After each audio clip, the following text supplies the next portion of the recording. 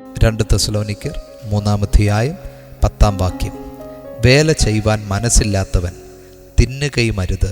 തെസ്സലോനിക്കയിലെ ചില വിശ്വാസികൾ കർത്താവിൻ്റെ നാൾ അടുത്തിരിക്കുന്നു എന്ന പേരിൽ വേല ചെയ്യാതെ അലയുകയും മറ്റുള്ളവരുടെ അധീനതയിൽ ജീവിക്കുകയും ചെയ്തിരുന്നു. അവർ ഒട്ടും വേലയില്ലാതെ പരകാര്യം നോക്കി ക്രമം കെട്ട് നടക്കുകയും വേല ചെയ്യാത്തതുമൂലം മറ്റുള്ളവരുടെ കാര്യങ്ങളിൽ അനാവശ്യമായി ഇടപെടുകയും സഭയിൽ മൊത്തത്തിൽ കുഴപ്പം സൃഷ്ടിക്കുകയും ചെയ്തു. ആദിമകാലം മുതൽക്കേ ദൈവം മനുഷ്യനെ വേല ചെയ്യുവാനാണ് ഏദൻ തോട്ടത്തിൽ ആക്കിയത്. പൗലോസ് അപ്പോസ്തലൻ സുവിശേഷ പ്രഘോഷകനായിരുന്നു. എന്നാൽ താൻ സ്വന്തം കൈകളാൽ വേല ചെയ്ത് എല്ലാവർക്കും മാതൃകയായി മാറി.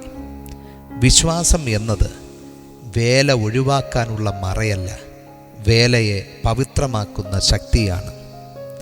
വേലയില്ലായ്മ മനുഷ്യനെ വ്യർത്ഥചിന്തകളിലേക്കും കുറ്റങ്ങളിലേക്കും നയിക്കുന്നു.